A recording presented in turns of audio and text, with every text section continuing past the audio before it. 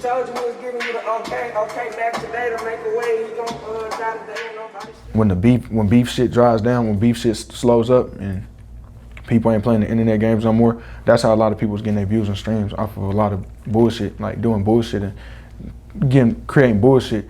Like either you gonna be either you a real artist or you just a hype man for real. And a lot of people was just hype man. A lot of people was just putting shit together and just throwing the shit out there and trying to come up off shit that wasn't long term.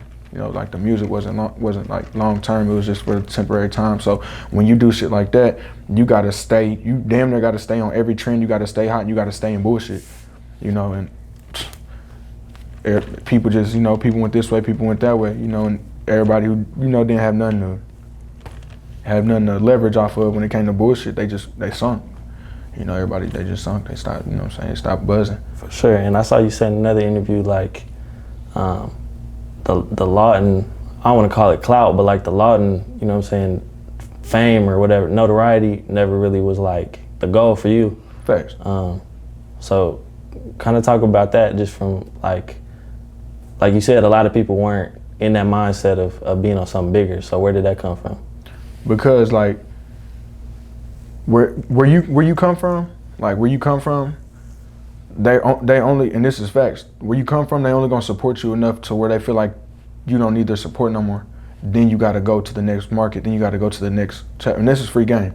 You gotta go to the next market, you gotta go to another state, you gotta expand, you know, you gotta literally go out there, put in footwork and run, you know, do the media thing, because like, like I said, you're gonna go out there, you're gonna get more love from other states, from other people than you will in your own city, because it could be people you done grew up with, you done went to school with, you done been around and stuff like that. They feel like they can play a position better than you, or they feel like they should be in that position because y'all was in this same classroom together, y'all was in this same school together, y'all went to the same, and they was doing the same thing you did, and it ain't working out for them how it's working out for you. So a lot of people look at it like that, and it could be a good or a bad thing for you, but in most cases it's bad, you know.